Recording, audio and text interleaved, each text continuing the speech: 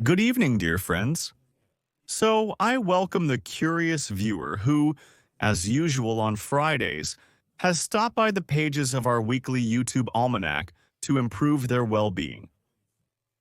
So, friends, you did not do this in vain today, because, as usual, your life changes before and after watching another Friday episode. And today, we will finally find out what pelvic tilt is, what it should be used with, what this phenomenon actually is, and how it affects our body. So let's adjust this a little here. The human pelvis, just like, for example, a cow's pelvis, and that of most other animals, consists of the ilium sacrum. The ilium is a single bone, but it is also divided into the ilium, ischium, and pubis. These are its parts, its branches. But in our adult, sexually mature body, it is a single bone. However, it is connected by joints, like with the sacrum. The sacroiliac joint is here in the back, between the ilium and the sacrum. And in the front, where we have the pubic symphysis, right here, it connects to the opposite ilium. And this whole structure takes part in our biomechanics, in the biomechanics of movement. If you have ever been interested in pelvises, you have probably heard expressions like tilted pelvis, twisted pelvis, crooked pelvis, or anterior pelvic tilt. There are different terms. Now, together, we will find out what this is and what it affects. So, our pelvis, based on the fact that it can have different positions, tilted, crooked, twisted, not twisted, turned, or rotated. We can conclude that it's quite a mobile structure, it seems, right? But the sacroiliac joints are actually quite stiff. And what's interesting is that the change in the position of the pelvis doesn't actually happen in the pelvis itself, but the pelvis changes in relation to the surrounding tissues, the surrounding substances, not substances, the surrounding, everything that surrounds it. So, look, now we're going to find out what positions the pelvis can take and what this affects. So, let's talk about the range. Look, here we have, let's say, this kind of pelvis position. But most often it's called an anterior pelvic tilt. This is south over there, this is north. This is the back, the posterior part of the human body, and here is the front. This is how the pelvis is tilted. The normal position of the pelvis is like this. Let's say this is how it is. Well, let's take this as the standard for a normal pelvis. These are kind of reference points, these little bones here. The anterior superior iliac spine, the posterior, and the anterior. And this is the ischial bone. So this is what we will consider as the normal position. Here, this is when it is excessively tilted like this, turned over here, and made this kind of rotation. And how will the rest of the body respond? Please share your opinion in the comments. Next. The next option is when a person is already standing in front of us, turned around. It's a different person, not necessarily the same one. Here, again, the standard is like this. Here are his two legs, like this, and he's facing us. And if he's sideways, again, from here. This is a universal position for the pelvis. Next, when he's facing us, everything is more or less symmetrical like this. Here are the two legs. They also come out of here. This is how he stands steadily. And here too, let's make a tilted pelvis together. What position should he take? Oh, it's hard to erase. Let him take this kind of position. Let's say this half of the pelvis will be higher. The other half will be lower. And here too, there can be different options. We'll get back to them in a moment. For now, let's make his legs the same length. Let's make the legs. There can also be different options. true, false, depending on the length of the legs. Here. So, moving on. Also, what's your opinion? How will the upper part of the body change in this position of the pelvis? And the next, how should I draw the next one for you? I can't draw something like that. This is when the pelvis is twisted, an obliquely twisted pelvis. This is when one half of it moves forward like this, and the other half either stays in place or turns back like this. Just imagine. That is, one half of it ended up in this position. We're looking at it from the side. And the other half of the pelvis, well, let me show it like this. That is, he has one half of the pelvis. Here it is. It ended up in this position. And the other half, that is, for example, the half closer to us, and the other half of the pelvis. Here it is, it's right here, in this spot. There, well, something like that. And here, in the back, the leg also goes from here. This is the other leg. There. Well, something like that. This is an obliquely twisted pelvis. That is, here is one half forward, the other one turned back. So, what will change in the rest of our body above the pelvis with these changes in the position of our pelvis? So, what does it affect? Let's take a look now. So, due to the change in the position of the pelvis, due to excessive forward tilt of the pelvis, right here we have, many people think it's hyperlordosis, excessive lordosis, but actually the peak of the lordosis starts to shift downward, and it becomes uneven. Its peak, as it turns out, shifts to the level of the 5th and 4th lumbar vertebrae. And it makes its main curve right here at the bottom, while this lower part remains almost straight. Many outsiders may think this is hyperlordosis, but the X-ray will actually show a flattened lordosis instead. And as a rule, here there is also a restriction of mobility in the thoracic spine. But there can also be other options there. And here in the lower back, there will constantly be tension in the back extensors, in the quadratus lumborum muscle. The distance between the 12th rib and the iliac bone will decrease. Everything here will be under tension all the time, and the abdomen will protrude. That is, in this position, the abdominal muscles cannot maintain their proper tone. The iliopsoas muscle is usually significantly shortened in this case, because this often occurs as a result of its shortening. Next is this option. What do you think will change? What will change in the external appearance of a person with such a change in the position of the pelvis? First of all, the position of the shoulders will change. And what do you think, let's say, from which side? Let's say this is the right side, since he is facing us. This is the right side and this is the left side. And what do you think? On which side will his shoulder be higher? On the right or on the left? On the right, the pelvis is higher. On the left, it's lower. Well, viewers, answer this question. If you think it's on the right, write right in the comments. And if you think it's on the left, write left in the comments. Well, friends, finally, the moment has come that you have been waiting for so long. Many of you have been patient and waited for this very moment. And finally, it has arrived. For 10 years, maybe even 12, you've probably been watching this channel, watching the exercises. Some of you have even tried doing them. And now, the complete set of exercises which were not available on YouTube, not even on RooTube, are now available separately, step by step. How do you restore all of this? You look at yourself in the mirror and think, what kind of mess is this? This doesn't work. That doesn't work. How can you determine what exactly is working and what isn't?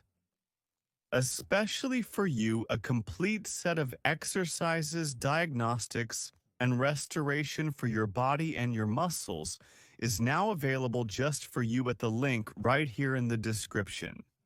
What's included? It includes all the exercises, starting from the very tip of your hair to your pink heels. The exercises are broken down step by step for all muscles, explaining how to train them and identify which ones are working and which are not. Changing motor patterns, how to learn to walk, stand, lie down, and sit correctly. All exercises are analyzed in detail. For 3 years, they all gathered together, and now they are finally ready for you to finally get off the couch and start doing them. They are already waiting for you at the link in the description. But now there's also a surprise waiting for you. The thing is, this course of exercises used to be available only to a select few people who were well off enough. But now its cost has dropped to the price of a cup of water and a loaf of bread. So now it's available to everyone. And now you have no excuses for not doing the exercises. Now you can't say, I don't have enough bucks to do the exercises. Now you have everything. Now it's affordable. You can start doing these exercises. The main thing is not to be lazy. And if you still don't understand whether it will suit you or not. For those of you who are doubtful, who are thinking, should I or shouldn't I? Here's another day for you to come in, subscribe, watch for free, if what you need suits you. Or you can try to do more than 100 exercises in one day. You won't be able to do that, of course, because everything must be done step by step, in order, starting from the very first exercise. You think you can download it? It won't work, there's protection on it. Probably. Well, friends, you understand yourselves. There's nothing we can do about it now. Go to the link in the description. The exercises are waiting for you there. But you have to do them. It's not enough just to buy, open, and watch them. You will also need to do them, but the effect won't keep you waiting, but it will surprise you. And there's also self-massage, which also shows how to massage certain muscles. Well, in short, all the questions you have, you'll find the answers to them there. So, see you there, dear friends. Follow the link in the description to get there, and we'll continue. So, friends, now it gets a bit more complicated. Look, if we look at it like this from the front, and this half of the pelvis will be raised, and at the same time, both the front spine and the back spine will be raised at the same time. Then, most often, it's a different leg length. That is, here this leg is longer and this leg is shorter. Because of this, at the same time, the entire half of the pelvis shifts down here. The whole half means that the back spine and the front spine will all be lower. These two bones right here. But if the reason isn't a difference in leg length, then this kind of picture will most often appear. If we have different leg lengths, then it's like this, for example, like here. Let's say my left leg turned out to be shorter than my right. So the whole half of the pelvis here will rise up, and the muscles here on the right side will always be in a shortened state, while the distance between here, we won't draw the arcs so as not to complicate things. In the spine itself, they also form there, but the distance between the rib cage and the iliac bone will change on the right and on the left. And we'll have a picture like this. Here, on the right side, the muscles will be shorter, and on the left side, they will be more relaxed. That is, they will also constantly be under a certain tension, but their length will be greater on the side of the shorter leg. Also, here we will have changes in the gluteus medius muscle and in the gluteus maximus muscle. Here we have the gluteus maximus muscle. The gluteus medius muscle, on the contrary, will be shortened, but here it will be slightly stretched. That is, this is due to the difference in leg length. Shoulders. How will the shoulders behave? Here, the shoulder on the side where the muscles are shortened will be shifted forward. That is, the right shoulder will move forward, like this. It will move forward due to the constant tension in the muscles. Here they're stretched and tense. Here they are shortened and tense, while here they are stretched and tense. And that's why there will be a limitation in turning to this side. And in order to turn at least a little, the person will compensate for the lack of mobility between the chest and the pelvis. In this area, they lack mobility. And that's why his shoulder will always move excessively forward in order to somehow be able to reach objects. The pectoralis minor muscle will shorten, and this shoulder will hang like this. And here, our shoulders will be positioned like this, but not because of the spine, but because the spine here will make this kind of curve. Here, it will make a curve like this. Let's make it a little more complicated. And the shoulder? Why does it keep falling all the time? What is wrong? And the shoulder here is shifted forward because of the shortening of the minor pectoral muscle. That's how complicated it is, as you like. Well, that's it. That's how it happens in our body. Here it's even more complicated. But I can already see your head is spinning now. Okay, let's not look at this. But briefly, look. Here, in the back, where the pelvis is tilted forward, so on one side you'll have this kind of picture. Exactly the same one. So here it's tense. The iliopsoas muscle is shortened. It's all the same. It's just that the whole pelvis didn't turn, you see? And the other half remains. It's still holding. What's holding it? It's being held by, here is a piece of the oblique abdominal muscle and the iliopsoas muscle of different lengths in this person. And that's why one of the hips turned, but the other hip didn't turn. And here, this half of the pelvis ended up in front. Just like that. That's what an obliquely twisted pelvis looks like. How do they walk? How do they move? How do they feel, these people? And what about his shoulders here? Here he'll have another problem as well. His spine will start to rotate along the axis. So in this position, besides this lateral curvature, there will also be something else starting. It's called torsion, or rotation. A rib hump can form here. The rib hump can form on either side depending on the position of the pelvis. This is already a too complex process. How can this be fixed? It's the easiest thing. The length of the legs? Align his leg length. For the shorter leg, we put a heel here, yes, like this. What else can be put under it? We lengthen the leg, break it right here. I'm joking, you shouldn't do it like that. But there are, of course, devices that break and lengthen the leg. You don't need to do that. It's enough to just put a heel pad here. Put the heel pad in place. How many centimeters is that? Measure your legs. But you also need to measure them correctly, because in some cases there is a false shortening of the leg. That's what will happen in this case. But true shortening of the leg, I'll now show you roughly how to measure it so you can have an idea. But many people who have a difference in leg length feel that their legs walk differently. You can put something under like a centimeter or a centimeter and a half. Well, a centimeter and a half is a bit much, but you can put a centimeter under and try it out. How can you see if it will be better or worse for you? Do you have this difference? First, do a test. Take some kind of towel or something. Well, before you buy a heel pad and put it in. So, under the leg that seems shorter to you, or if you measured it, I'll show you now how to measure it roughly, and it turned out to be shorter. You take a towel, put it on the floor, and place your foot on it, like this. Stand in front of a mirror, look, try turning to one side, then to the other, bend over. You can even try bending forward. First, do it without this towel. You'll have one range of motion. Then put it down. You can place it under your heel or even under your whole foot, but put it under your heel. After all, you'll have to wear a heel pad. And in the same way, try bending forward. See what difference it makes.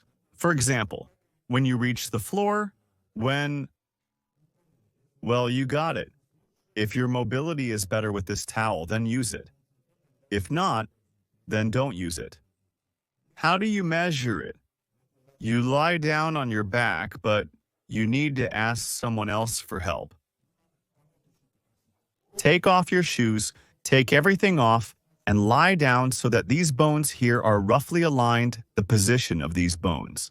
You align all of this together. And look, you can sit like this. But here too, the lengths might be different. The gluteal muscles might be of different volume. In general, just compare your legs like this. In general, how else can you determine if there is a difference? Just put your legs together, place your feet side by side. And sometimes one leg is half a size longer than the other. You can also put your hands like this. Sometimes the fingers on one hand are a bit longer than on the other. Most likely, such a person also has a difference in leg length. That is, there might be different lengths. In general, a difference of up to half a centimeter is considered normal. Half a centimeter shouldn't really affect anything, but if there are problems with the lower back, you can try to correct this difference in this way. This is the simplest. Now something more complex. When all these changes have already formed, what should you do? Here we need to lengthen the iliopsoas muscle, relax the back, and put some load on the abdomen. This is the most difficult part. This person has to suffer the most because even the way he walks, look at this. Because his pelvis is twisted. So let's say, here's a situation where my right side is turned this way and my left side stays in place. While walking, when I step with my left leg, the iliopsoas muscle won't stretch during landing. The pelvis will turn this way. You see, it will rotate. With each step, it will turn like this. I, myself, won't be turning like that. I'll try to keep my position straight. The pelvis will turn, and with each movement, I'll end up with excessive twisting in my lower back.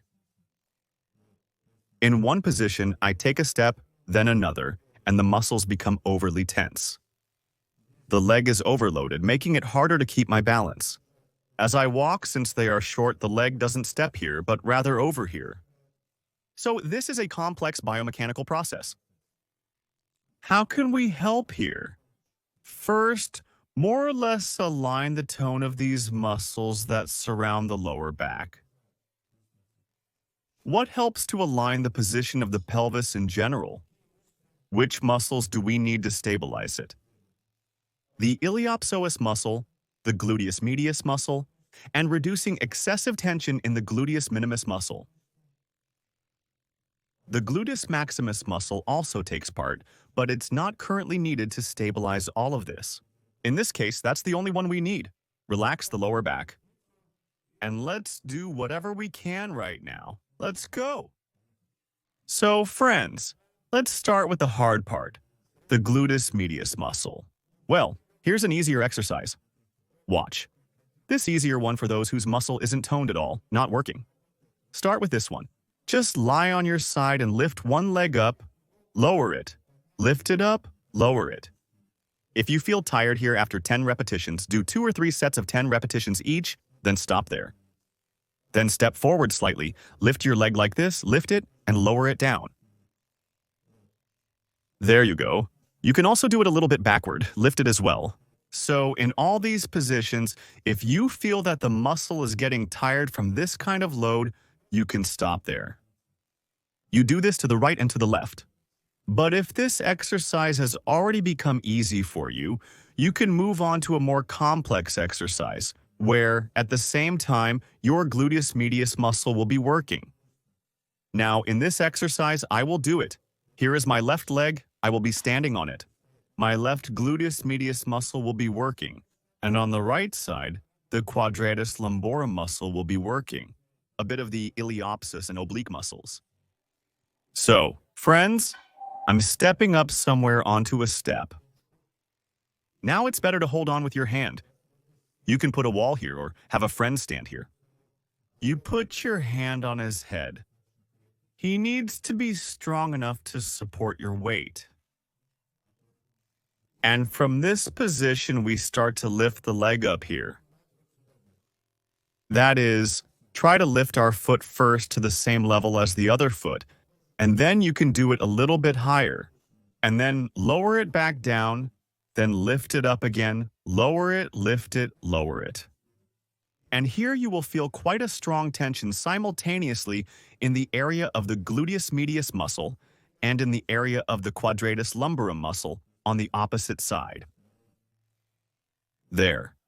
Do 5 to 10 repetitions, 2 or 3 sets of this exercise. This is the first exercise. Now the second one. Here you already, the wall, let's say, is here or here. Someone there, maybe an acquaintance of yours. There. You put one foot back here. That is, one foot is on the step, and you put the other foot on the back edge of the step. Now do the same thing. Look here. You pull your leg up. With the back of your foot, you kind of slide along the step. Lower it down. Pull it up, lower it down. This is how it looks. Look from the front if I stand here. Here, 1 and 2, 1 and 2. Also do 2 or 3 sets of 10 repetitions. You can do it on both legs. If you're unsure or don't understand which side your muscle is weaker or better developed, you can do it on both sides. There's nothing wrong if you give extra load to the muscle that's already working well. It will only make it healthier. And third, here, as you've already guessed, you turn to face forward. Lower your leg here in front so that your heel touches the front edge of your foot. Oh, not the foot. The stairs. Not the stairs, the step. Here. Pull it up and back, pull it up and back down here.